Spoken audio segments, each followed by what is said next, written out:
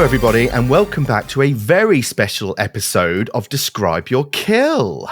Hello. We are joined, Matti and I, Matti is here with me, and if you are on the podcast version, then I highly recommend you go and check out the video because we have a special guest. We've been teasing this for many weeks. We have with us the author and author of Book One, The Choosing, I should say, and legendary industry veteran Ron Lundeen is with us today. Hello, Ron. Hello, legendary industry veteran. I don't know. Anyway, that's the word on the street. Very pleased to be here. I have a quick disclaimer. I'm currently an employee of Wizards of the Coast, and my opinions are mine and not theirs.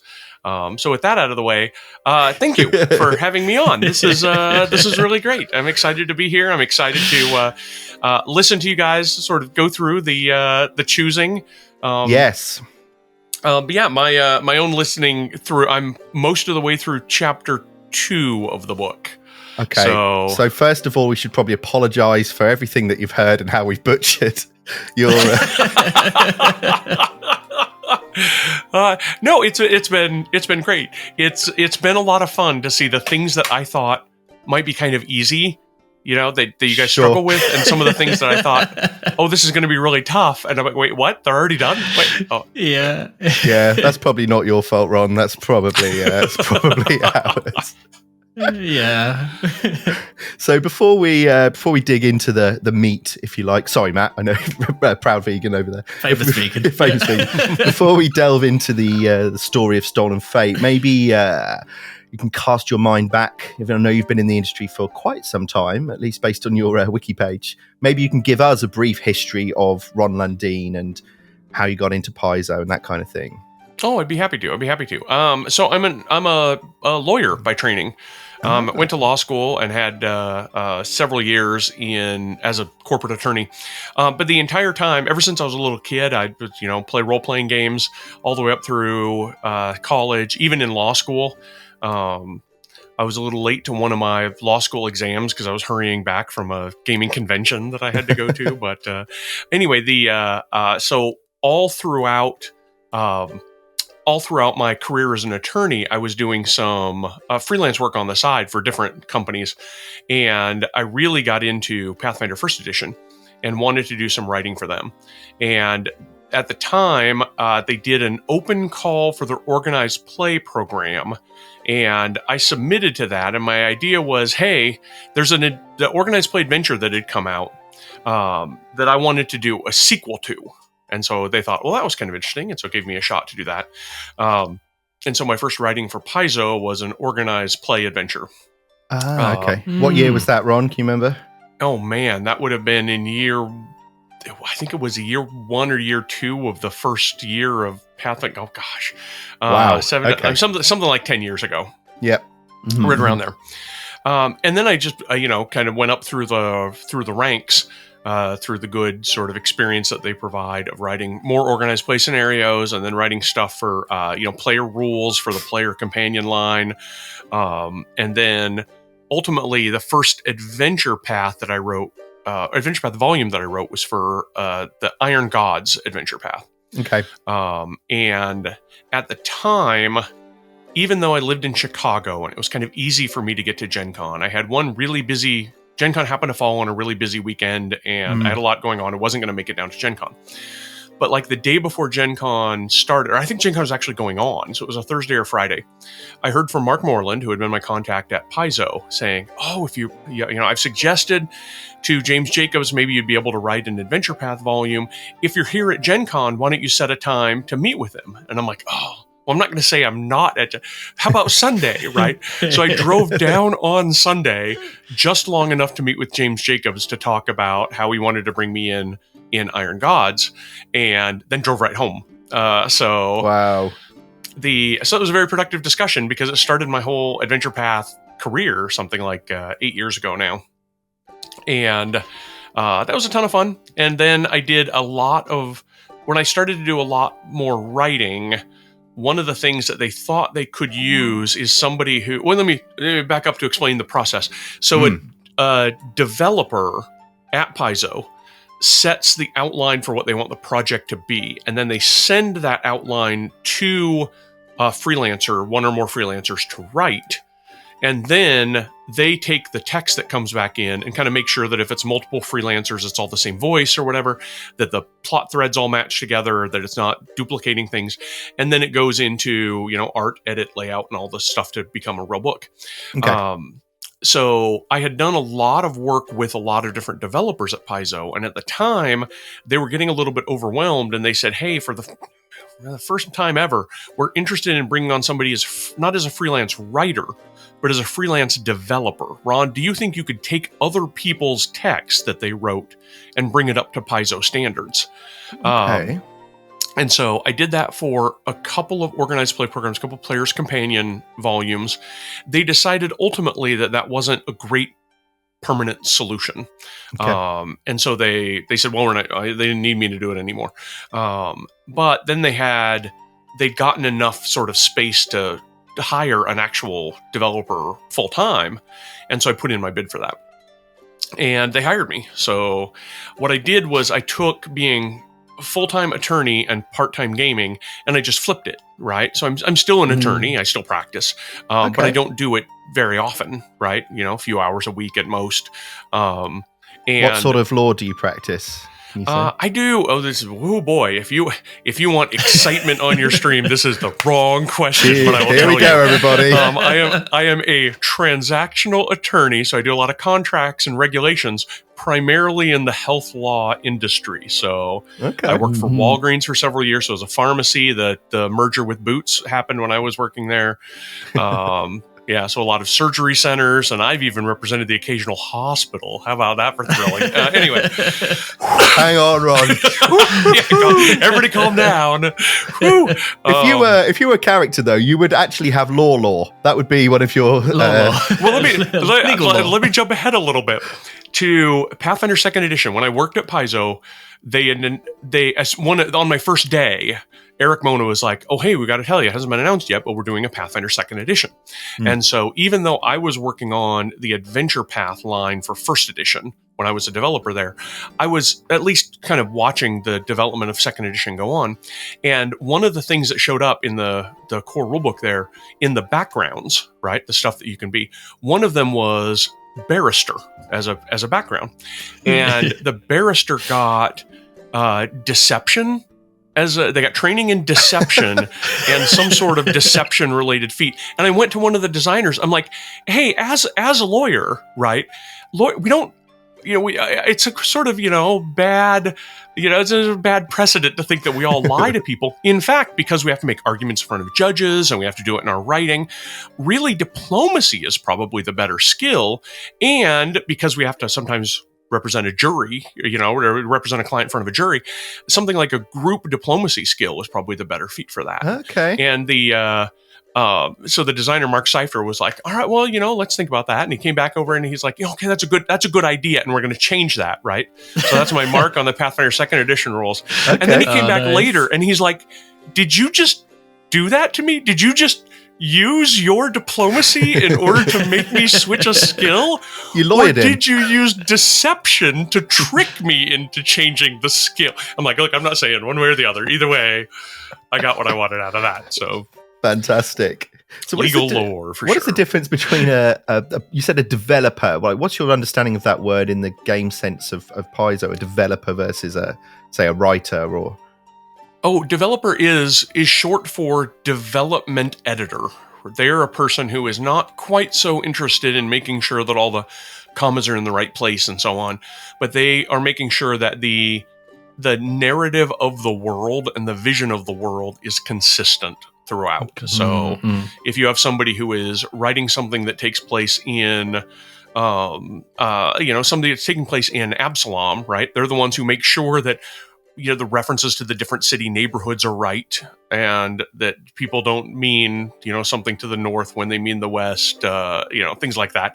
But it's also maybe a bigger sense of making sure that the topics are approached in the way that Paizo likes to see them. So we're really big on inclusivity in the work, not just in the writing pool that we have, but in the freelancers that we use, but make sure that the art is that we order represents inclusivity, that the text, We want to keep a lot of the things that might turn people away from the game because they feel like they're not being represented, or whoever they are feels like they're being misrepresented.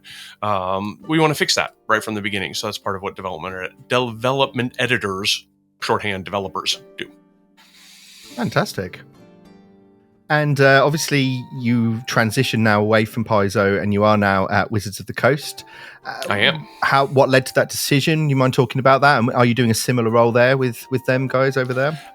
Yes and no. At Paizo, there was a division between the people who design the rules, who are designers, and then the people who do the development editing, which are developers. Now, that's a little bit of a false distinction, because designers get rules and they develop them, and then developers will also get rules like a designer would. All the rules that show up at the back of an adventure path, for example. The adventure path developer does that. Sometimes a designer will weigh in or will review, but for the most part, the developer's doing some design as well. So there are two different names. That could be like the circus mechanics from Extinction Curse. It could be something like that. That's right. That's right. Okay. Yeah, that was as developer of the Extinction Curse adventure path. That was all me. There were the designers would come in sort of and make sure that things kind of made sense. The new archetypes and things like that. Sure, would make sense. A lot of the big sort of meaty things. They had a lot to say about Shunies, the first ancestry that we ever had outside of the core books. First and only ancestry we had outside the core books. At Wizards of the Coast, that tag is just designer for everything. Even if what you do is develop outlines, send them to freelancers, get the words back, and then, make the words, improve the words, lay them out on the page, and so on and so on. That's still designer. You're just a designer or senior designer. But the role that I'm at Wizards of the Coast is a lot of the mechanical design. So Paizo has this distinction between designers and developers. Even though at Wizards of the Coast, they're all called designers, the Paizo bucket I'd fall in would be designer, because I do a lot of rules and mechanics there. I also do a lot of, weirdly, a lot of data analysis. I have my education, before I went into law, I was in math. Okay. And we have an incredible amount of data from our playtest processes and stuff, asking people what they want, sort of working through some of the feedback that we get in order to sort of make the game better. Somebody needs to be looking at all that, analyzing that, and I have been leading a couple of us, 3 or 4 of us that have been doing that. I've been in charge of that at Wizards of the Coast. That's been a lot of fun. I can only imagine the sheer amount of data that's coming in from that stuff. It must be vast. It is they have. I understand that people who do content moderation at Facebook, right, get an awful lot of training and therapy and mental health breaks that they get to take because they see awful things. I got a little bit of that as well, right, for some of the things. For the most part, though, people just really love the game, and sometimes they get a little over enthusiastic in their responses, rather than being hateful or hurtful. Not in this game, Ron. Surely not. Yeah. But anyway, that's what I've been doing at Wizards of the Coast. I really quite like it. Right now, we're sort of riding the high of the new Player's Handbook coming out and the new books coming out. That's been, as you might expect for a company that does publishing, that's been sort of in the can for us for a while, but it's great to see the public now responding to it. Fantastic. So I've been through it twice, actually. I got to be there at Paizo when they were doing the Pathfinder Second Edition, and now I'm here with our new rules revisions at Wizards of the Coast. So nice. I've been seeing. Well, personally, I know I've never played D&D. Pathfinder was the first game I even heard of. I'd heard of Dungeons & Dragons, but I've never played it. I know certainly a lot of our listeners will do, though, and are quite excited about the new books and everything that's coming out soon. Yeah, it's that's the deep end. Go right into Pathfinder and then Pathfinder Second Edition. You guys handle it very ably. I'm very impressed. We had a lot of time over lockdown, I think, to practice. Yeah. Those 3-4 hour sessions during lockdown, all trying to work it out. But every week, yeah. Okay, so let's go a little bit more into that writing of the adventure paths. You touched on it a little bit there. So just as a reminder, I don't know, and maybe you can answer this without spoilers, but do you know what happens in book 2 and 3 as a top level before we go into it? Do you know that? I do, for two reasons. Okay. One, whenever you're given an adventure path, you're given the outline for the whole thing. So you kind of know what the whole path is going to be like. And every one of the authors gets the same outline, right? So I could go into some specifics about, I could look into specifics about what happens in book 2 or book 3, but I don't necessarily have to for the course of mine. If you're writing one of the later books, it is usually pretty important that you look at everything that happened ahead of time. But if you're writing one of the early books, for writing book 1, you want to know the whole story, but you don't need to necessarily know in detail what happens in book 2 or book 3. I happen to be pretty well informed about book 3 because Luis Loza, who wrote that, was writing it kind of at the same time I was writing The Choosing, and we both had sort of a lot of questions for each other. This was we were just coming out of the pandemic, and a lot of us had been, frankly, pretty lonely through the pandemic and just needed to spend time with other people. So we even did some body doubling where we'd work in the same space, right? While he's writing book 3, I'm writing book 1 and other Paizo things. very cool. And so it's easy enough for him to sort of, lean over his shoulder and say, hey, what might you think about an encounter that does X, Y, or Z? And I'm like, oh, well, here's maybe how I do it. So, and then I'd be able to do exactly the same. I'm like, oh, I'm having a hard time figuring out, how to make this environment match with this fight. What do you think? And he'd be able to help me. So. Actually, Louise, is that how you pronounce it? Luis. So we put a call out on the Facebook group for Pathfinder. Luis himself wrote a question. We could probably skip ahead a bit. Oh, to my that. goodness. Okay. So, but how does Ron find a way to make the adventure his own when he has specific requirements given to him as part of the assignment? The adventures, the outline that's given to you is fairly thorough, but it's certainly not the 35,000 words or whatever that the adventure is going to be. So there's a lot of places where you can really make that your own. As an example, in book 2, without being super spoilery, even though you've already played it, even though you've already run it. No, we've not run book 2. Or not book 2, chapter 2 of the first book. Okay, yes. Where you go running after 6 different cards. We can be full spoilers here, Ron, for book 1. So your book is full spoilers. Yes, okay. Craig knows everything. I'm as a player. Okay, perfect. I'm discovering it all. So, so you go after these 6 cards, and I think I knew which 6 cards I had to have. It might be that I was given a total number of cards and picked any 6 of them to be able to go after. Oh, okay. And that they have to go, you can go kind of all over, right? I think that might have been the extent of the thing. You can go all over in order to find these. And I'm like, all right, well, I'm going to pick 6 locations that showcase a lot of different parts of Golarion and showcase a lot of things that are either of interest to me personally or things that I know professionally. The whole reason you go to the Mwangi Expanse is because I developed the Strength of Thousands adventure path, and so I knew the Mwangi Expanse pretty well, and the Mbeke dwarves and the cloud dragons and so on. So I was able to build that in. At the time, in my home group, I was either running or was preparing to run an adventure set in the Deadshot lands that involved the Mavanians and sort of the rebels there. So I had that sort of front of mind because it was my own personal campaign. Although my own personal campaign, that went from like 3rd level to 6th level. So it was like really crank it up for the difficulty for the level 12 Mavanians and demons that you go up against. So anyway, so a lot of those I had pretty complete freedom to be able to put them sort of wherever I want. And so there was no... they didn't give you the locations. They didn't say you have to be in the Mwangi Expanse, Tian Shore. They didn't give you any of that. That chapter said go all over. Chapter 3, which was the Storval Stairs, that had to be the Storval Stairs.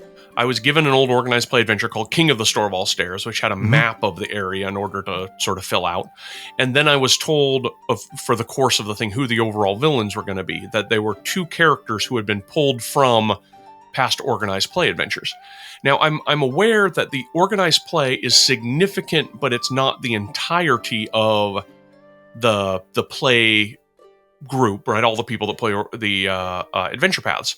So what I wanted to do was make sure that I could pull people from organized play pull characters from organized play, that organized play players would go, hey, I recognize that person. It'll be a little bit of an Easter egg for them, but otherwise made sense to somebody who'd never seen any of that, for whom this is the first time ever even hearing about the Storval Stairs or, Drustin or any of these people. So, of course, yeah. Fascinating. Oh, it's so strange to get inside the mind of that process. It really is. I love it.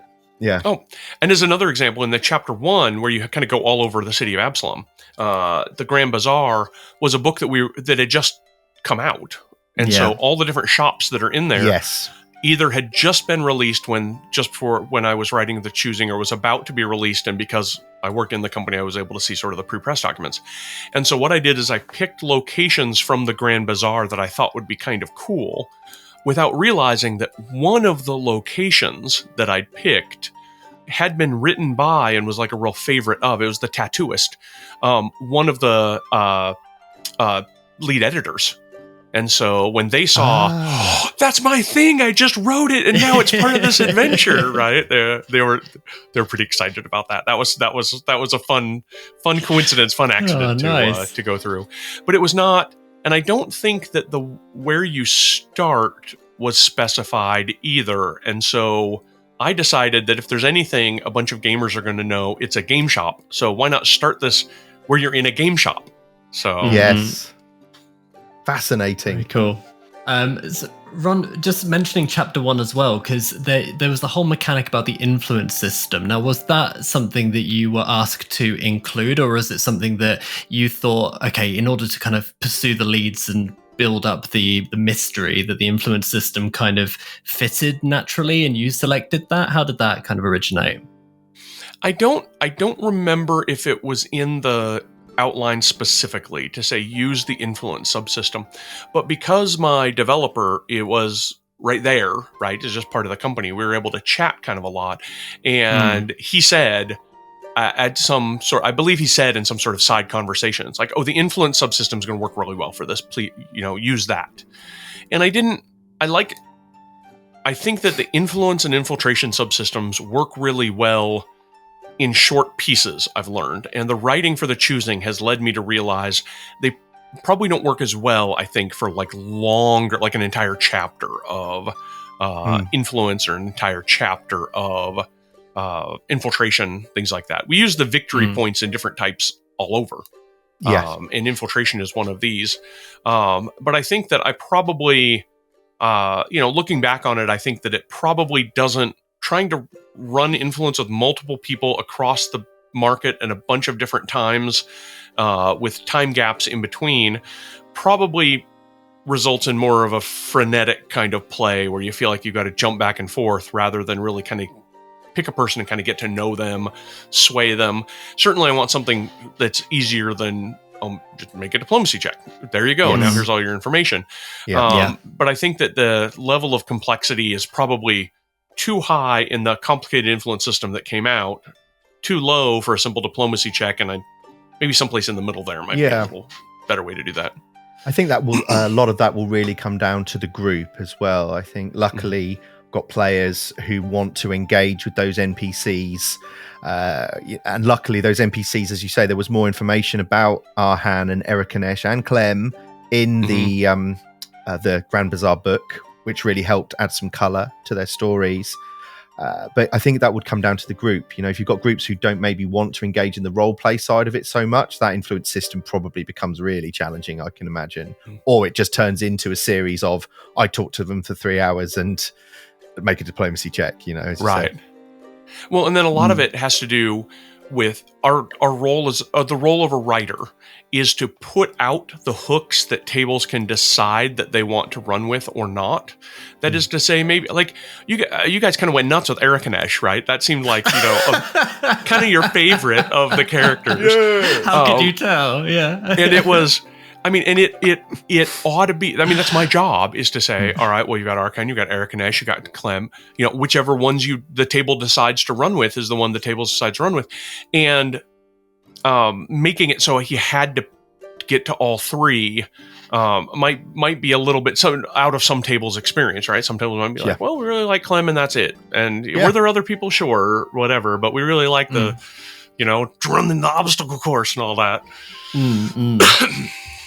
I've got to ask, is it strange listening? Like, have you listened to other podcasts of your work? I'm sure you have, but is it strange, or how strange is it listening to those characters that you've written, all these storylines come to life? Like, how does that feel as a listener and writer of that stuff? It is. I mean, it's really thrilling. I really like it, and I feel like that. Craig, you're doing a great job with it, and the players are fantastic. Well, sometimes it does hit some surprise. I'll tell you, the Harrowheart was not a thing that I wrote because that was going to be so big later on. No spoilers. When I was assigned to write it, it was right up to the point where they can go to a place called Harrowheart, which you don't write any of the encounters of going on in there, and then you pick up when they need to go and find the 6 different cards in chapter 2 of book 1. Okay. So you don't write any of Harrowheart. I wrote as an author the cards that showed up in my volume, but I didn't write any of the epitomes. That was a later development thing that happened. Wow. So anyway, listening to this when you got, which I do on my commutes, frankly. So I'm in the car by myself. I'm listening to you guys play and laugh and have a great time. You got to the part in Harrowheart. Something happened, and I think Jason, he's Lucian, right? Lupin. Lupin Malice. Yes, Lupin Malice is Jason. And you get to something in Harrowheart that frustrated him, and he's like, "Oh, fuck you, Ron Lundeen!" And I'm like, and I'm shouting in my car. I'm like, I didn't even write that part. No, I think I know what it was. It was me, but I was doing the brass dwarf who didn't have a name. Right. And so I read the epitome, and it says there's a nameless brass dwarf, and then someone goes, "What's your name?" And like, Waldo. And I'm like, oh no, he now has a name. And then someone goes, he shouldn't have a name. And I was like, says he doesn't have a name, and you've immediately named fuck him. You, Ron Lundeen. So apologies, Ron. Apologies. But I'll take credit for Sidisarax and everything that I throw in there. But that wasn't even me, man. Oh, that's so interesting, though. So do you know? Is it one person they're responsible for writing all of the epitomes, kind of after all the 3 books are written? I don't know for sure, but my guess is it's probably the developer, because the developer ends up being kind of a co-writer on a lot of things. If you decide, these things need to be somehow made consistent or somehow need to be improved, things like that. The making sure that all of the different Zolgaths that came up in every volume in the back matter of the Extinction Curse kind of all had the same rules and kind of fit was my job as a developer. Okay. Yeah. That makes sense, because one of the questions we had for you, which I think you've sort of answered, was, this. I think I said it early into the recording, when we first found the cards and realized they had epitomes, and then realized how big the deck is that we're going to be finding, and presuming that they're all going to have unique abilities, unique epitomes. And we were like, the scale of this writing, like for this adventure path, seems absolutely massive. I'm trying to imagine how you undertook all of that, and now knowing now that actually the epitomes, and you didn't actually write Harrowheart, so you could focus more intensely on the pieces you were responsible for, kind of makes sense. So do you feel like there were any kind of ideas early on in book 1 that you maybe had to sacrifice to focus on other areas of the writing? Were there any other ideas that didn't make it in?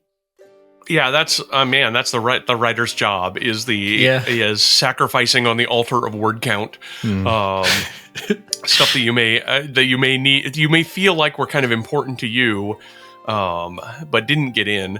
There's a not in the choosing specifically, but I had one of the earlier adventure paths that I wrote.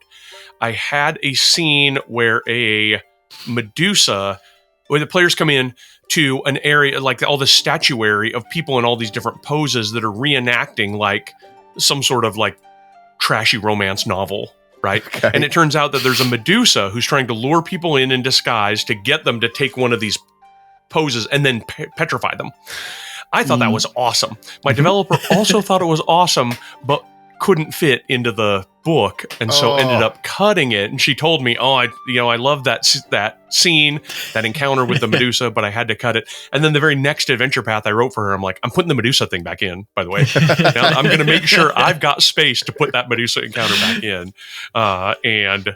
And it was anyway. So then it went in, not where I initially planned it, but it ended up sort of seeing the light of day. That was kind of fun. So yeah, you end up with stuff that you end up cutting. I've gotten pretty good at writing to word count, knowing how hard it is to cut words at the end. I try really hard throughout the process to make sure I'm sort of making a beeline for the word count.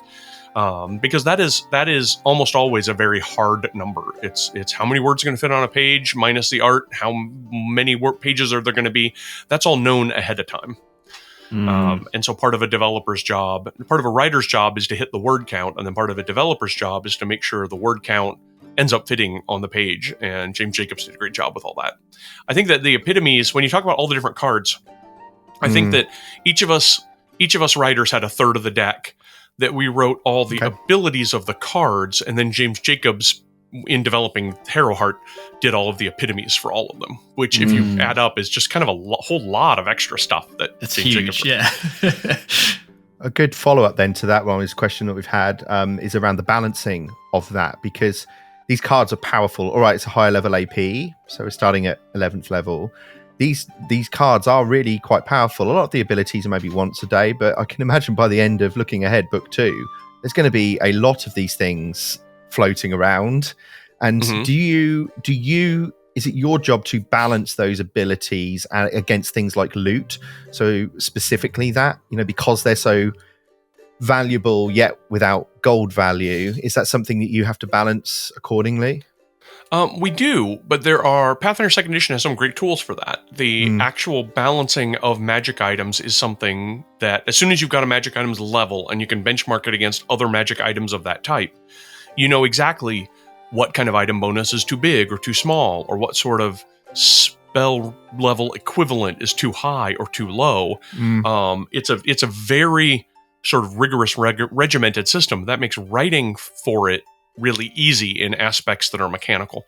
And in one way of thinking about it is it was just writing a bunch of different types of magic items that are all at level 17, and I think they have an improvement. Level 12 then level 17. Let me consult my volume of the choosing. But yeah, the different stuff that's in there is just like designing any kind of magic item. Okay. What I really liked though is that a lot of the abilities upgrade as the characters get stronger. So they find a lot of them at level 12 to 14, but it'll say when you hit level 15 or 16, the +2 becomes a +3, or a recent favorite, they've just found the Rakshasa with the pledged followers ability, where they can steal hit points from them. I don't know if that was one of yours or not, but yeah, by 20th level, they've got 3 of these little minions that they can just feed off. I really I know the players like that. Yeah, and so what that is, it's hiding. I mean, all of the cards are level 20, they just say. But the the Rakshasa is mine, by the way. But what they do is there's what powers does it have when you find it, right? You find it at level 13, it's got to have level 13 power. What kind of middle ground power? Like what might that's what a level 13 item might have. What powers might a level 17 item have, and then give it that when the characters get to that right level. Okay.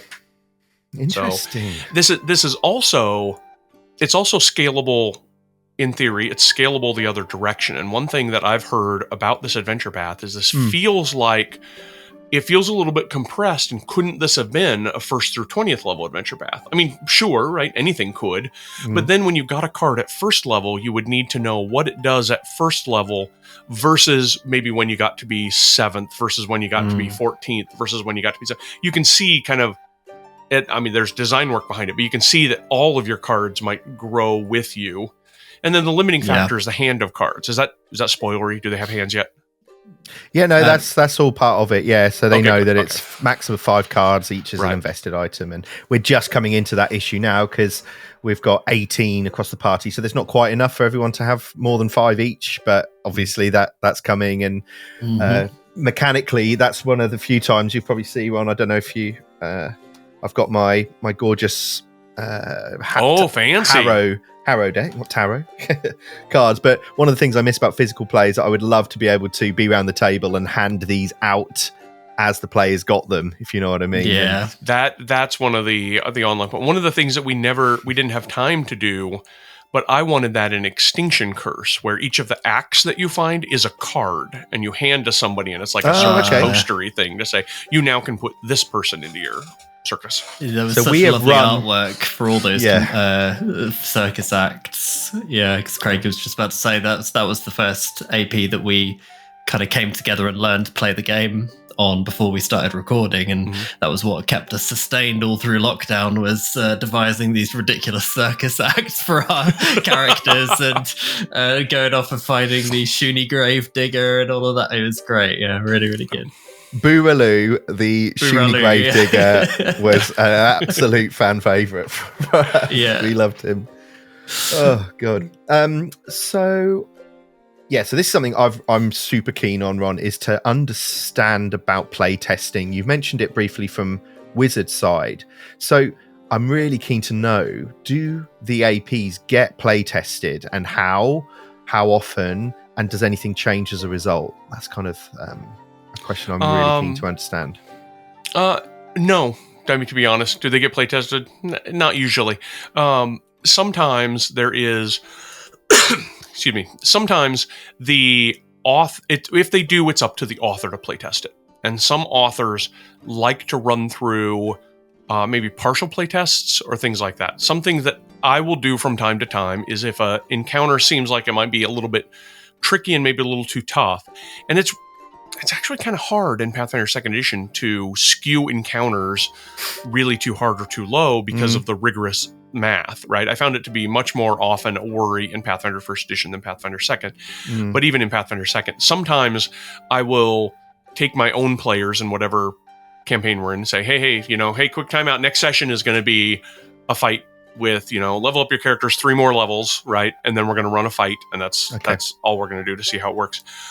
More often, I have subjected my players not to a specific fight to fine-tune the mechanics of the fight. I feel pretty confident in those, but in some sort of investigation or interrogation or something like that, I want to make sure that where the adventure thinks the players are going to go is where the players actually go. And one of the tools that I have for this is I've got this D6 that just says yes on 3 sides and no on 3 sides, right? So the yes, no die.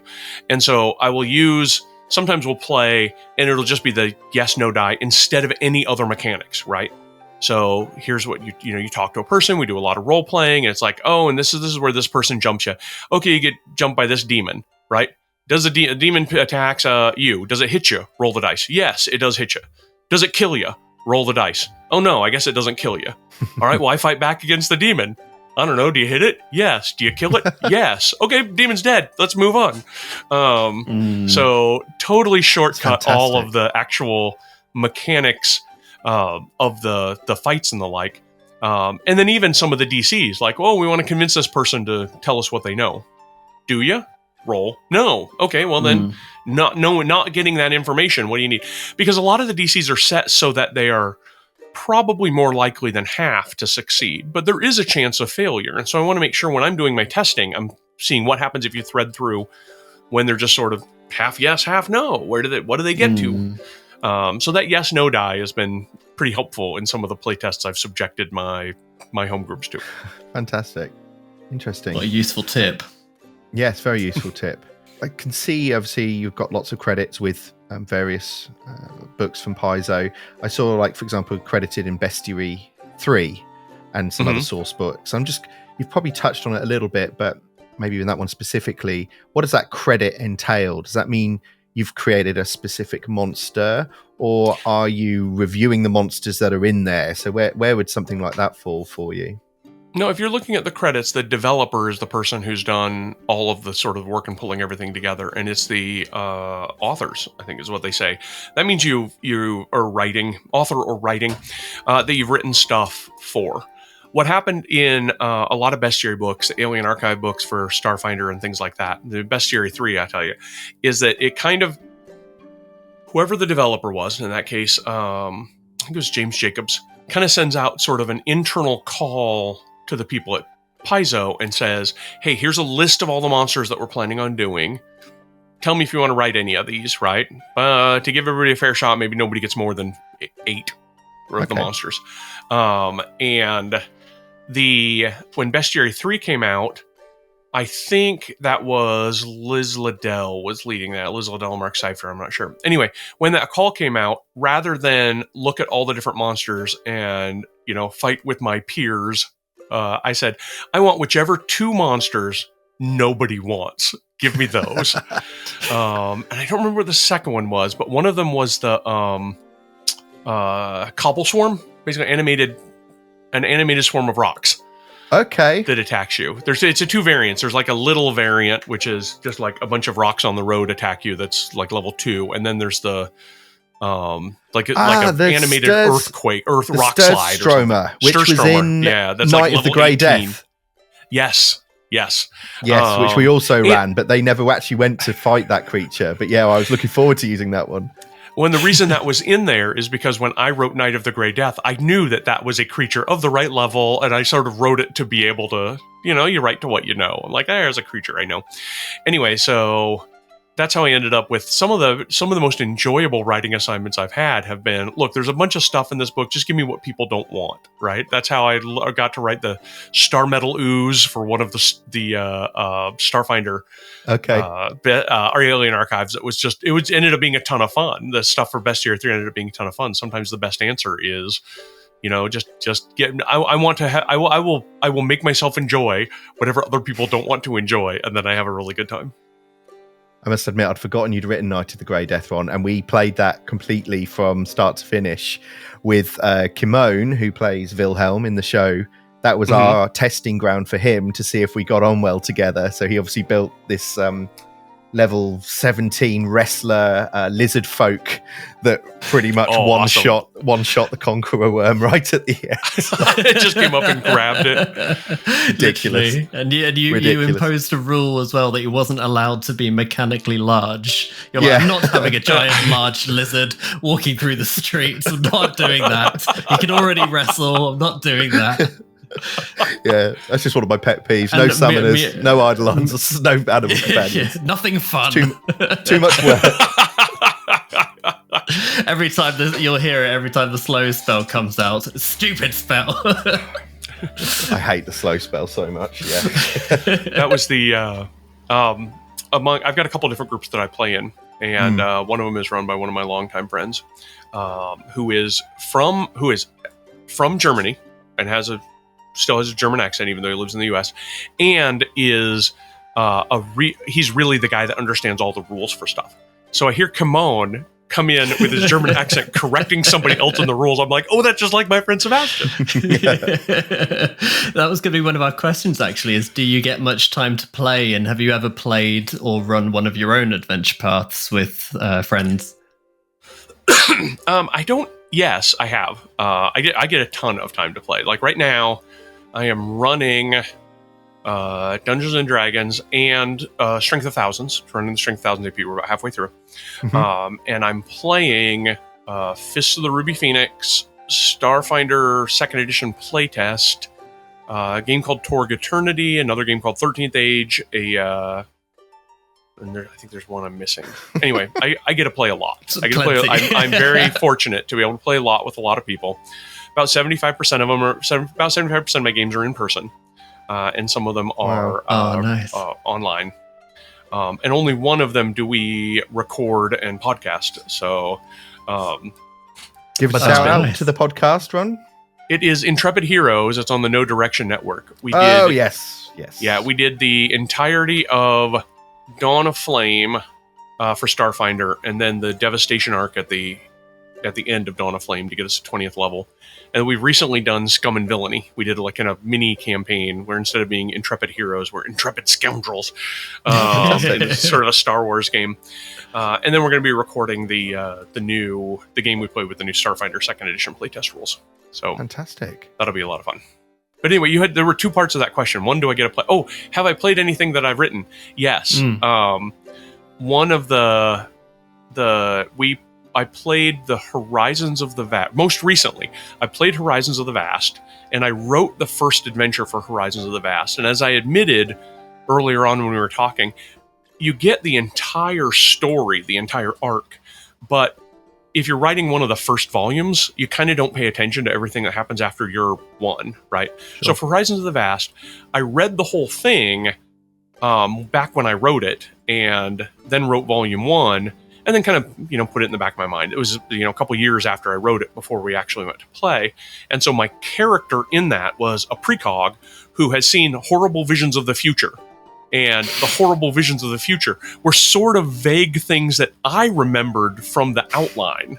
And so because I would also throw in ones that were wrong, the other players around the table were like, is it like everything that I'd say was suspect, right? I was like, Cassandra, some of these things were going to be true, but some of them were not. And what's Ron even saying here with his doomsaying android? Anyway, so I have played it. More often, I'll play stuff that I developed because I just know it so well back to front, having developed the entire thing. I've run an entire group through Abomination Vaults, which was a ton of fun. And then, I developed all of Strength of Thousands, and I'm halfway through running a campaign of that. Yeah. Nice. And do you prefer to be a player or a GM? I'm happiest when I've got a mix, right? Mm-hmm. If I've got some games in which I am a player and have only sort of the depth of my own one character to explore and enjoy, and the mechanics of my own one character. But I can't just play. I have to be running something some of the time. Yeah.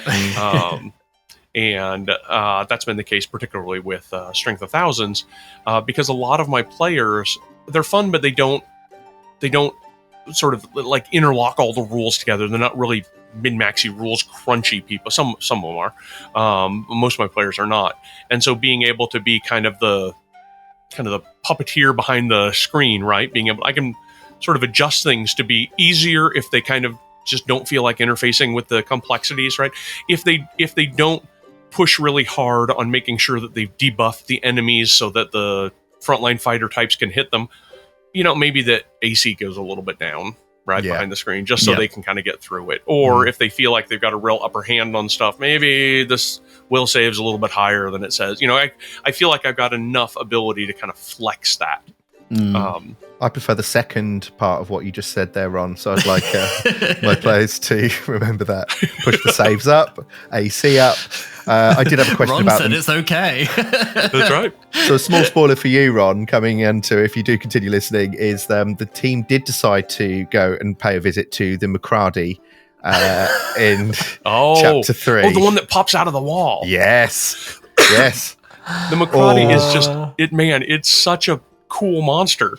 Yes, but very dangerous. And again, a small spoiler for you, but they decided to do that after everything else. So it was almost the end of the day. They had no spell slots left, but they thought, well, we know there's a trap. They couldn't find the trap. And then all hell breaks loose because that monster is terrifying. That's like a moderate or severe encounter. And they went into it underprepared. Very underprepared. That's all I will say.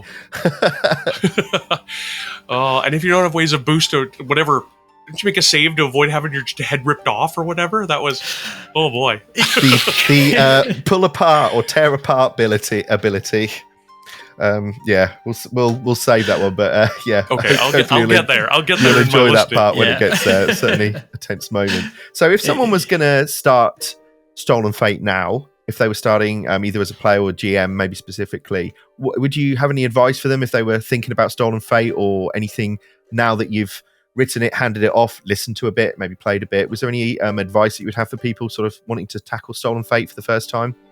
I think that there is I would say two things, and it would depend on who was asking me the question. If the person was asking me the question saying, I've got a little bit of familiarity with GMing Pathfinder Second Edition, what do you have to say about Stolen Fate? My advice would be, take a look. We have a hard limit when we write these adventure paths that we have to provide 1,000 XP of stuff in order to get to the next level, right? Mm-hmm. Mhm. What that means is sometimes we'll have some fights that come in that maybe their only narrative role is to just let you flex your muscles a little bit, right? Just have a fight just for the sake of having a fight.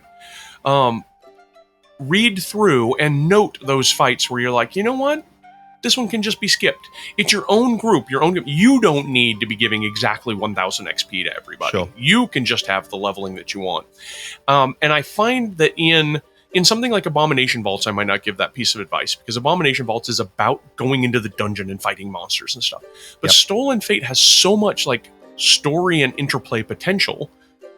You can cut some of the fighting in order to sort of play up some of the characters that you meet. Because some of them you'll meet, and that's the only time you're going to meet them. And if you're interested in them and they're sort of fun, you can make sort of a more robust role-playing experience out of it. I guess I'd say, in short, don't be afraid to give sort of some shadow XP for people that are really digging role-playing and stuff, and then counteract it by taking fights that you think aren't going to be particularly meaningful for them, aren't going to be meaningful for the story. You do want to pay attention to that a little bit, because frankly, characters like to fight stuff because they like to win, right? They like to get into some of the fights that maybe seem like they're kind of low stakes just because they can kind of mop the floor with them. So maybe make some of the fights a little easier. That'd be my answer to somebody who's got some experience in running Pathfinder Second Edition. Somebody who's got a lot of experience running Pathfinder Second Edition, I would give them the thing. If I were to run Stolen Fate, I would rehab it to be a 1 through 20 adventure path. Right? Okay. And that means maybe the Macrati can't be where it is because you don't want 9th level characters getting torn, or 7th level characters getting torn apart. But you've got a bestiaries of monsters to pull from. Now you've got a monster core of monsters to pull from. So you can actually get some of the time to really dig in, kind of explore that sort of thing. If you've got, the level 1 is when you find 3 moves ahead, and then you go talk to Aeron and doing the stuff where Aeron is at the end of that, you're level 2, and then you go talk to the tattooist and, Arkan, and by the end of that, you're level 3. I mean, you can kind of spread everything out. It gives you more time to spend in Arrowheart. Anyway, so that's if somebody had some experience, if somebody had a ton of experience. If somebody came to me and said, I don't really have any experience with Pathfinder Second Edition, but I want to run Stolen Fate, I would say run something else. Do not start with an 11th level adventure if this is like your first run through. No, that's true, yeah. So I had a question going back to NPCs, and you've very kindly complimented Craig on his portrayal of some of your NPCs. But I imagine that when you're writing something, you've got a particular interpretation perhaps in mind. And so how is it for you when you hear that? And do you have any kind of specific direction on like how something should be portrayed, and how much of that makes it into the writing in terms of like this character has to behave in this way or react in this way, personality wise? How much of that kind of makes it onto the page? That's a really good question, because I think that there is a tendency among writers to have a vision of what the character is like, and then make sure that you try to reinforce the vision of what the character is like. When you're writing for a novel or something, or a movie, that's super important. When you're writing for a role-playing game, I think that writers have to resist that. Your job as a writer for an NPC in a role-playing game is to throw out just a couple of hooks and whatever it is they need, their narrative role, right? Do they have to be a quest giver? Do they have to be somebody, an obstacle they have to sort of convince for something? But if you have just a couple of hooks, that's enough for the GM to take that information and say, okay, here's all I have to play, and then I just go ahead and run with it, right?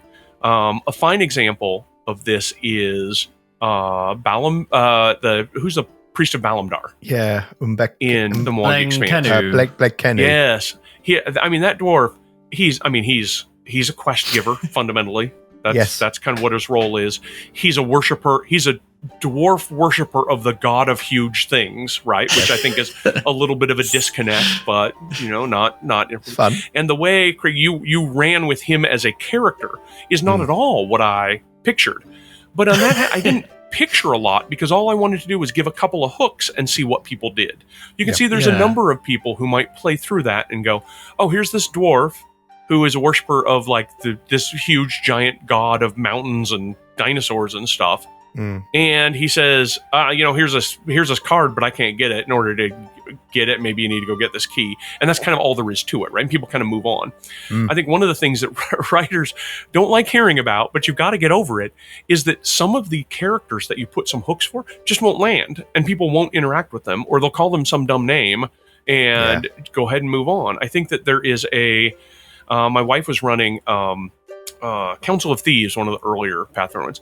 And I think she probably kind of hoped, and the writers kind of hoped, that the big pit fiend behind the city, this monstrous engine that fuels the city, whose name is Libdaga, would be a big monstrous thing. We just called him Lady Gaga through the whole thing and couldn't take the pit fiend seriously, to the point where players would be like, they'd play the first couple of chords of Bad Romance whenever this pit fiend was on the scene. Some players are going to do that, and that's totally cool. And that's not that they've done anything wrong. It's that that's how they've chosen to interact with that NPC, and just you need to empower that. Because there's something else me and Craig have talked about is when you do read through the kind of adventure path books, how much backstory is sometimes given to locations and particular characters. So I imagine the Storval Stairs has quite a lot of history put into it, which you've kind of said about already. But then Aerodeth in particular, there was quite a lot about her history from what Craig has told me. And then we were just thinking about, that's obviously very useful to kind of shape the performance or the delivery for the GM of giving all of that. But so much of it is just never spoken, and I just think it feels like such a missed opportunity as a writer when you're maybe putting all of this thought and backstory development into these characters, and the only person who ever knows it is the GM, because there's no organic way for it to necessarily kind of come up. So that you've just kind of alluded to, you've got to just let it go. Right. Well, and this has to do with the way that adventure paths are structured. And this is actually, I don't want to seem like I'm coming down on this, because it is an intentional decision, and I'll tell you why. Yeah. But there are always 1 to 3 key NPCs in the back of the volume that get their own spread, their own 2 pages. One of those pages is stat block and picture, and the other page, which is like 700 words of just their history and their backstory. Yep. And Erikanesh doesn't get that 700 words, but Aerodeth does, and Durston does. And a lot of those words are, as you say, going to be wasted because it's all about their background that the players are never going to experience. And as a general rule, I really dislike having stuff in the adventure that the players don't ever have the opportunity to interact with. I feel like that's just telling a story to one person, the GM who's reading it, and that's it. Why not instead use your words for things that the entire table is going to experience? That said, as much as I sort of, can grumble about those spreads with the NPCs in the back, what they're for is to sort of piece out. There is, or parcel out.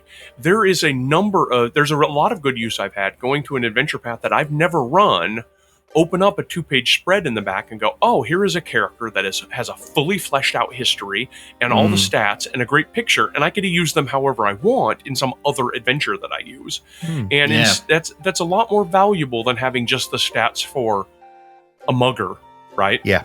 It's totally, here is this sense. 3rd level, low-level mugger in this such and such city, and the reason that he's a jerk is because of this, and the thing that he really wants out of life is that. That's super valuable. So if there is not a lot that you necessarily got out of Aerodeth's background that's in the back of the choosing, there's going to be somebody who pulls up that 2-page spread and does something different with Aerodeth, and because we've given not just, a couple of hooks that you can have, but like the whole sort of block. We only get to do that a couple of times. And for the longest time, I think that there was a sense that those ought to be just the major bad guys in the adventure path. But now one of the things we've started doing is putting some of the NPCs that are like really important to help the PCs as well. That you want to give the background of, oh, hey, here's this, this person that owns this coffee shop that we're going to be going to using as a home base for, much of this volume. Hey, we want to get to know her. What's her history all about? Well, you've got 700 words that tells you what her history is about. So Yeah, definitely. That's good to hear that. It's good to hear you say that, Ron, because in fact, I think you said exactly what I'd said to Matt. Was there's this spread about Aeron, who the characters do end up making a good relationship with, and she doesn't die immediately to their bloodied hands. And yeah, we've even got content recorded, which is not out there yet, just test running, like what does that look like as a kind of monologue type situation for Aeron. So she's maybe sitting with one of the PCs around a fire and actually adding color and texture to her as a character through those words, which do really add all of that color and texture, which, you know, I'd imagine for some parties they play that, she's dead within minutes of them arriving, I'd imagine, you know? Right.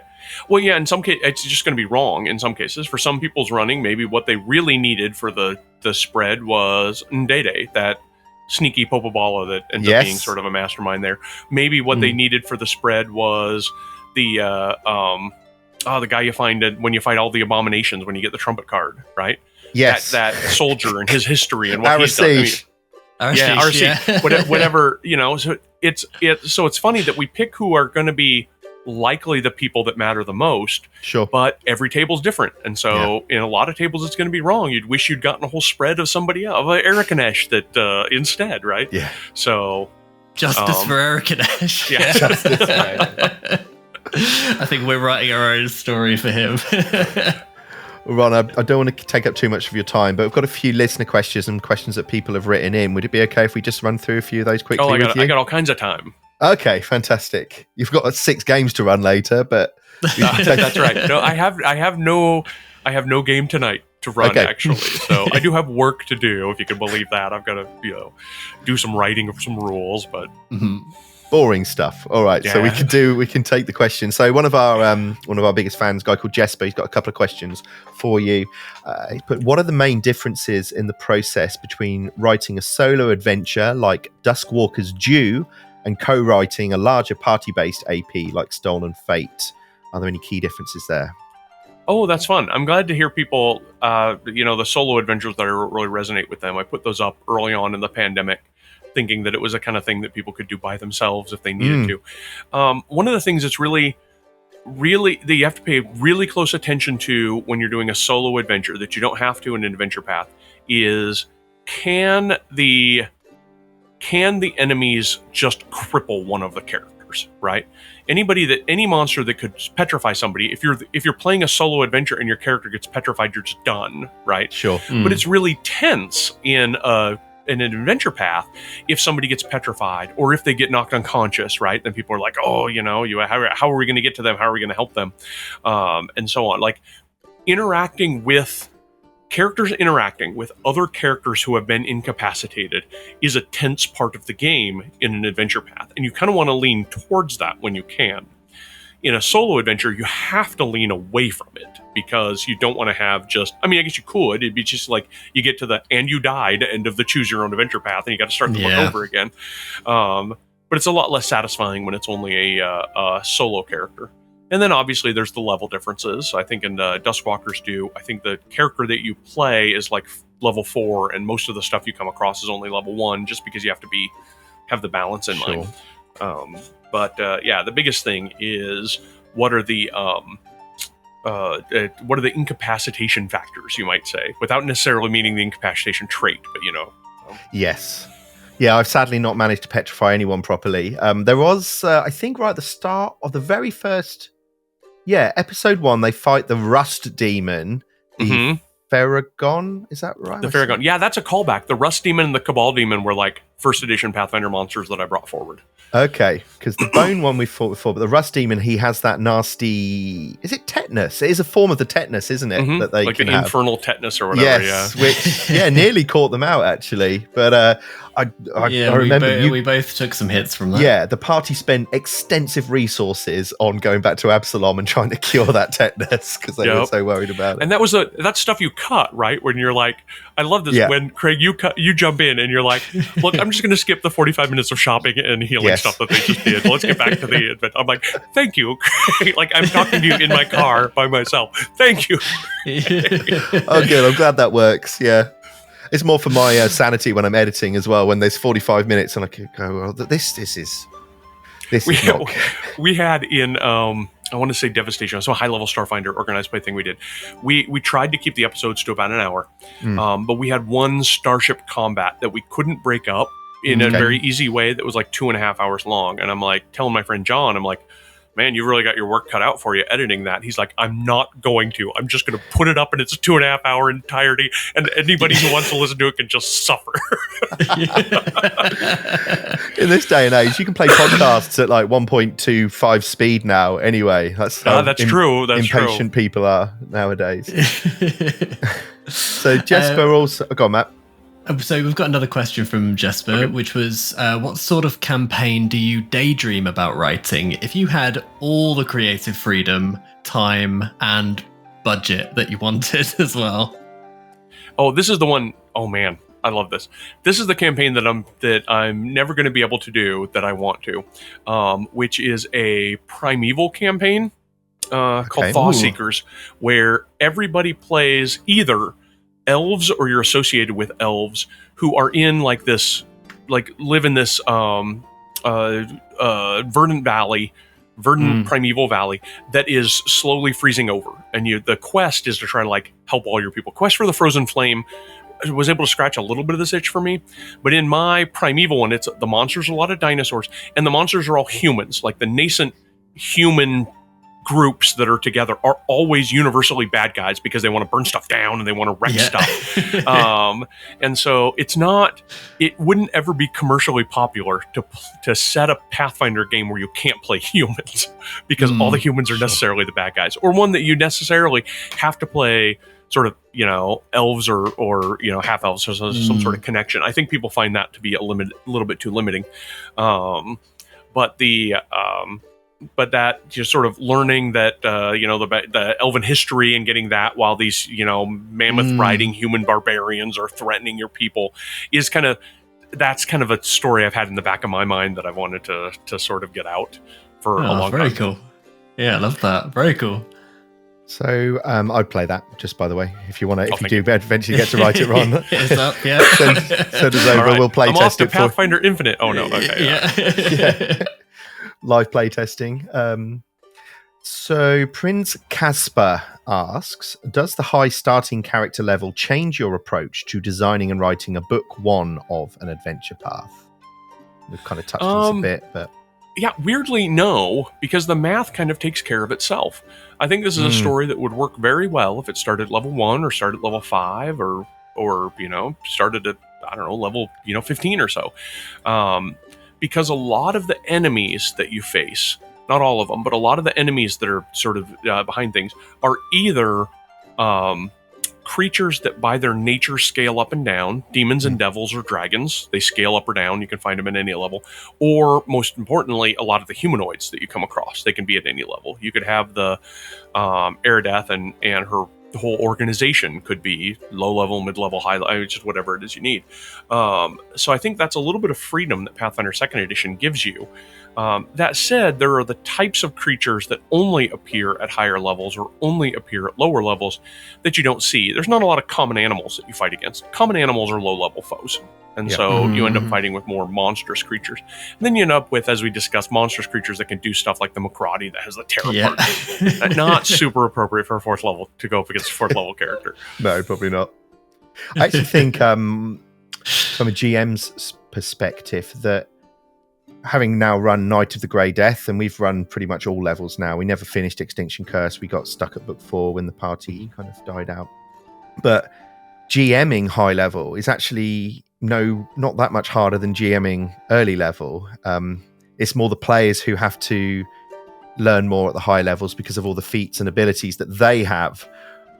Spells casters, high level spell casters obviously have more spells to choose from, but you still only get 3 actions in a turn, right? So whatever that creature is the same. It's just bigger numbers and more dice, and that's where something like Foundry really helps, because when you're rolling 18d6, I personally, some people probably want to roll physically 18d6. I really wouldn't want to even attempt that kind of math.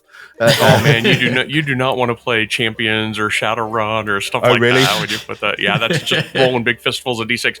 But I will tell you, unsolicited advice, Craig, that I have. Whenever you have to roll a bunch of d6s for anything, count by tens. when you're looking at all the pools of dice, pull aside like, oh, here's a 6 and a 4, that's 10. Let me pull aside this 5 and this 3 and this 2. Okay. Now I'm at 20. You know, count by tens when you're rolling tons of dice. I completely agree with you. From the GM perspective, it's not too much more difficult to run stuff at high levels, but from the player perspective, it starts to break down and can get pretty frustrating. I'm at the point in my Strength of Thousands game, they're halfway through, they finished book 3 of 6, and I unfortunately have a lot of fights that end with somebody looking down at their character sheet and finally seeing a thing and saying, oh man, yeah, if I'd remembered I had this, I could have used it in round 2 and it wouldn't have gone as long. Or, yeah, here's where I wrote down that I had this thing, and now that I finally looked it up, I see what it does. It's just that the multiplicity of player options can be sometimes really unforgiving in high level play. And so I find that to be that's why my preference is to run 1 through 10 adventure paths. Sure. So I would not. I mean, I certainly something like Stolen Fate is a thing I would run just because I know it really well. Yeah. But Spore War, the 11 through 12, I think that they're 11 through 20 that they've got out. I'm like, I would pass that in favor of doing something a little lower level. Okay. Just so that I can keep everything together, my players can keep everything together, and we can kind of roll the game. Very good. Okay, Consequence asks, was there any specific inspiration or muse for the Stolen Fates adventure path, or indeed for your writing on book 1? Yes, the Harrow is super interesting to me, that overall, and I'd written part of that. If you haven't done the Agents of Edgewatch adventure path, one of the adventures that the adventure that I wrote in there has you go to an old abandoned theme park called Harrowland, where all the rides and stuff are based on different Harrow cards, and the person that's in a serial killer is hiding out there, who has styled himself as the Rabbit Prince, and he's kidnapped and I mean, it's a horror movie type setting, and everything is sort of Harrow themed. That was a ton of fun to do, and this was a very different way to approach the Harrow. With Stolen What book Fate. is that in, Ron? Do you remember? That was in I'm looking at it. Have it on my shelf. Which I can dig it out. I think it's number 4 of Agents of Edgewatch. I think it's Assault on Hunting Lodge 7. Yes, you're absolutely right. Number 4. Okay, I'm going to be downloading that and having a little read, because that's one thing I've found actually is there are some even like weapons, and I'll avoid spoilers here, but there are plenty of things which do have cool Harrow related abilities. There is a certain item for a certain ranged character that could be very cool and Harrow led. Sometimes it can be a little bit hard. There's no Harrow tag on stuff to just go and find everything that's related. And maybe there should be, right? I think that would actually be a interesting way to address it. But as far as overall inspiration goes, one of the things I have to really give credit to is that I was not initially assigned this volume of the Adventure Path. When Jason Tondro, who was the original developer, wrote the outline, he had initially assigned the first volume of this to Janelle Jacques, who is a icon in the industry. She's just enormous. She's been in the industry for decades. I remember, looking at art and reading things that Janelle Jacques had done, and so thought that was really, really neat. She ended up getting partway through the process and realized that she just couldn't do it. Didn't have the bandwidth to write an level 11 through 14 Pathfinder Second Edition adventure. So Jason came to me and said, do you think you could write this on sort of an expedited schedule? That's how I end up with a lot of my AP, actually, is the developer saying, hey, I need this written on an expedited schedule, either because somebody's dropped it off or because we were behind in our schedule. And can you write one of these really fast? And so that ends up being, I guess, my thing. So I was able to write it and get it done. At the time, at about that time, Jason left to go to Wizards of the Coast. And so turned over development of this to James Jacobs.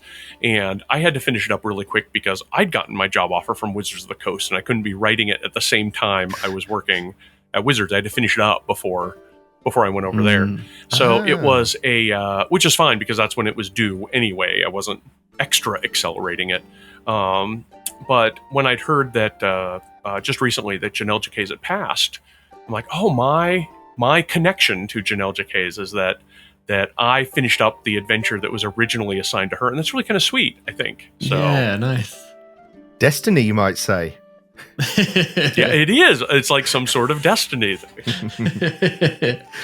So Jim wrote in and said, Ron was a part of writing many adventure paths over the years. This is true.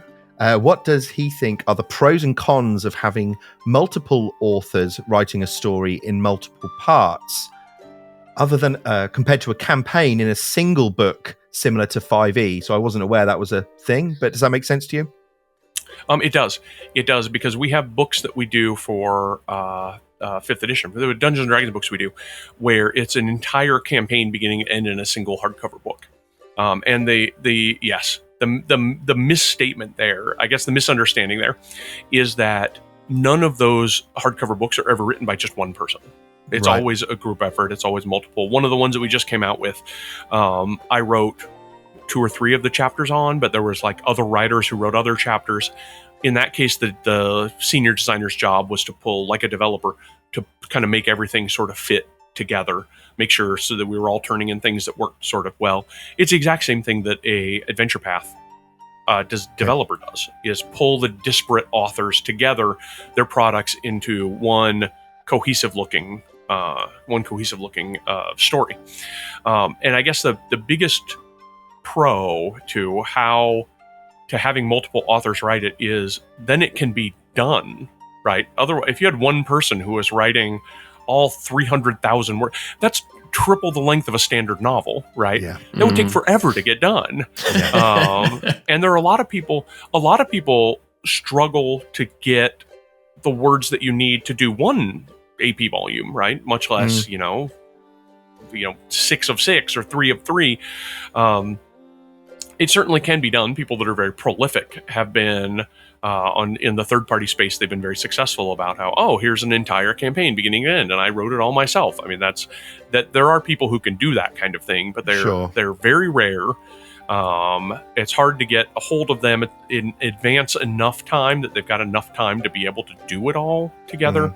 And then it's a huge loss if because life happens, right? And if somebody has to drop an assignment, it is a little bit easier to get somebody to write a 35,000 word single volume of Adventure Path than to get somebody to write, 200,000, campaign that suddenly they can't finish. So that's the biggest pro, is that it's the only way it can be done. Fantastic. And the biggest con is that it's more work for the developer to have it be something like a consistent story. Now, it's not as much work as you might think, because there's something to be said for each volume having kind of the own flavor of the author who wrote it. That's a good thing, right? Yes. If book 2 feels different than book 1, even though it's the same story, because it's got a different author, I mean, that's kind of cool. And it may be that people have their own favorites for which of the books they liked, which of the authors that they really sort of clicked with, they gelled with. There's favorite parts of the campaign or what have you. Often comes down to the work that the authors put into it to be different, and the developer kind of letting those differences continue to exist in between the different volumes. Love it. Thank you. Did I just do that? I just turned a con into a pro. Man. I loved it. It's almost like you've been doing this for some time, Ron. Almost like you're a veteran, some might say. A legend. Well, I don't know that I'd go that way. I'm gamer famous. I tell my family, they're like, "Are you," like my nieces and nephews, like, "Are you famous?" I'm like, whoa. No, I'm maybe gamer famous. Yep. At best. You can find me on YouTube. That's good enough, I think. That's right. We've got a question from Raymond. So a few encounters can list one number of monsters in the description text, but then the encounter actually lists a different number of monsters. So I think they give one example of an encounter with the Vrox. So is there any particular guidance on like which they should use, or is that there for them to pick? And as they've also said, as a GM, I usually go with the bigger number of monsters. I see. There's no wrong. I mean, that's an error in editing if it's if the cross-referencing doesn't exist, and that's okay. That's fine. That happened. I had one of the, I don't remember who, somebody in the industry told me a long time ago that the federal government mandates the maximum amount of rat feces that can be in food, and that number is greater than 0 because they know errors happen. Okay. Yeah. Similarly, treat rat feces as errors in role-playing books. It's going to happen. Okay, no, that makes sense. It's going to be greater than 0. It took us an hour and 20 minutes, but we've had Ron Lundeen talk about rat feces. So there we go. I mean, you should have told me that was the goal at the beginning. I'd have done it in the first 30 seconds. It was going to come up. Anyway, so it is an error, and I think that my general attitude is, you can do whatever you want. It's your game. My preference would be, just as a general sense, just use whatever's lower, right? Because if it is not an encounter that is like a big narrative hinge, like a big dramatic set piece fight, then the lower number gets the fight kind of over with easier, which not only lets you move along to the stuff that is sort of a narrative, has more narrative weight to it, but it also makes the characters feel awesome. And making the characters feel awesome is important to sort of continued enjoyment of the game. That's why I loved the Crystal Skull Swarm fight on the Storval stairs, because that was such a cool monster, where it bursts out of the horses. Do you remember that? Oh, is this the Sorceress Skull Swarm? Sorceress Skull Swarm. Yeah. Sorry, I called them Crystal Skull Swarm. I put that in because that is a filler fight that just happened to be the right level for the encounter to make sure you got all 1,000 pieces, right? Right. But I love that creature because it was dangerous enough where they go, hang on, this is a swarm, this will be a stomp. But then it had the ability to reflect spells, to absorb spells, and all of a sudden a fight where it wasn't going to kill them, but it was an interesting fight that could easily have been skipped, but was an interesting fight on its own to then give that cool piece of loot, which was the Wand of Vampiric Exsanguination. Oh, yeah. Which was and then it cool becomes a memorable fight because of that, right? So you certainly don't want to be skipping over all of them or make them all too easy, because otherwise you don't get the sort of the pieces of, that was kind of cool when you go through the adventure. Absolutely. All right, Ron. Well, so we're coming into the final section of the show. I've called it Final Thoughts. So keep that one if you like. But, do you have any tips? It's fascinating. It really is to hear you talk from the position that you're in. Do you have any tips for aspiring game writers or developers who would love to do what you do for a living? I would say practice. I think that a lot of people think that they want to do the writing and they have great ideas about what they can write, and then they stall in the actual getting the writing done. And that's actually, it's not only the hardest part, but it's also the most valuable part, to show that you can do that. So even if you have nobody that you're writing for, take something, put it together, make sure you finish it, put it up, maybe put it up on something like Pathfinder Infinite or Starfinder Infinite, something where you can at least point to a thing, preferably numbers of things, and say, look, I can do things from concept to execution all the way to the end. And people who work in the gaming industry who are hiring aren't going to be particularly interested, to be honest, in whether or not your ideas were particularly innovative. They might not even look at the products that you've done in a whole lot of great detail. Right. But the fact that you're able to show, I can finish a thing, right, from beginning to end, that's the skill that people in this industry find really valuable. So practice concept to execution again and again and again. And if you sometimes get a little stalled in your execution, not a problem. You've got great ideas. Start another thing from concept to execution. And it's only a problem if you get to the execution point and you stop every single time.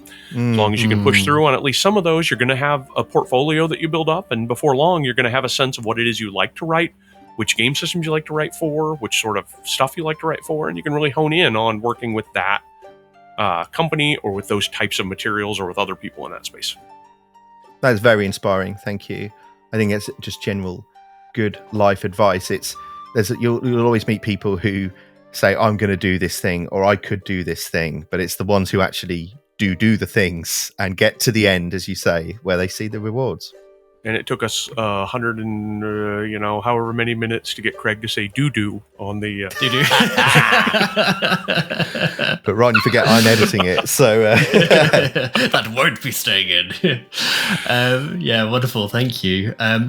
Ron, do you have any hot TTRPG or video game recommendations at the minute?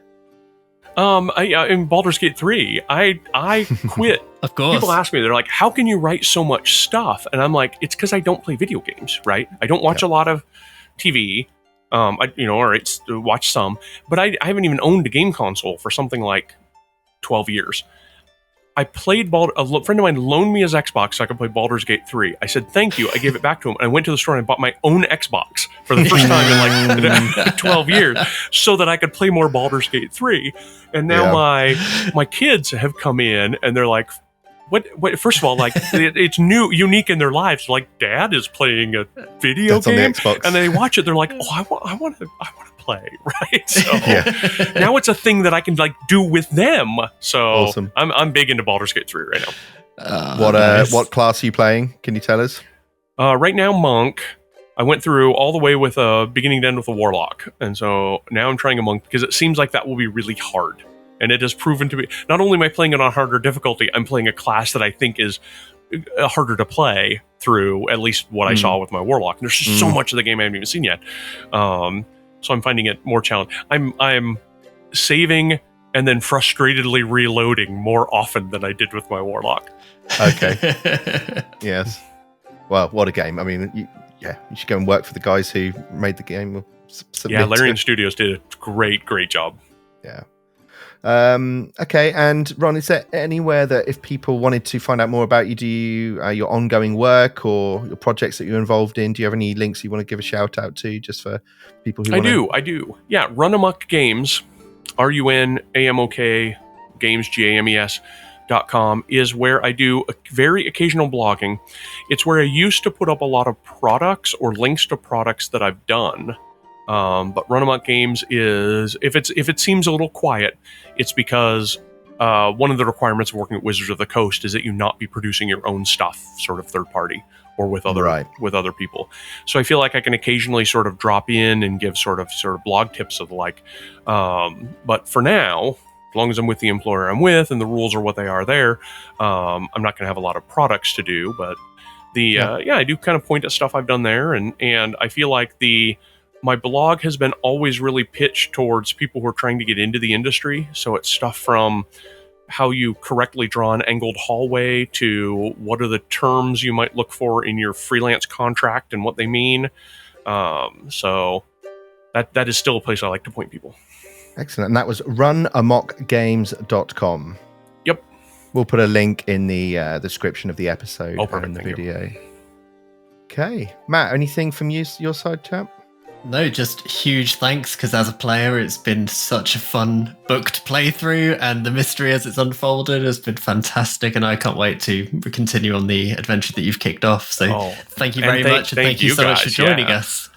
Yeah, it's been so much fun to hear you guys play through it, right? This is so I listen to you, like I say, in the car, and it will link automatically to my phone when I get in the car. So when I get in the car with my family, and then suddenly the radio comes on and it's you guys talking. Yeah. It's because I hadn't shut it off, and that's actually, it's been okay so far. Apologies to the Lundeens for the the Lundeen family is listening, guys. That's I mean, it's it is what it is. Quite a lot of British humour, so maybe some of it gets lost in chat. Which I'm finding super enjoyable all the way through. So thank you guys for doing this. Ron, thank you so much for doing this with us. It has been inspiring. It has been a real. I was incredibly nervous before we did this, but you've been so amazing to go through and spend the time with us. So thank you for that. Thank you for today. Thank you for the writing, and long may it continue. So maybe we can catch up again in a few months' time and chat about something else. Who knows what more on the horizon. Perfect. Thank you, Ron. Take care. Thanks so much. Bye-bye.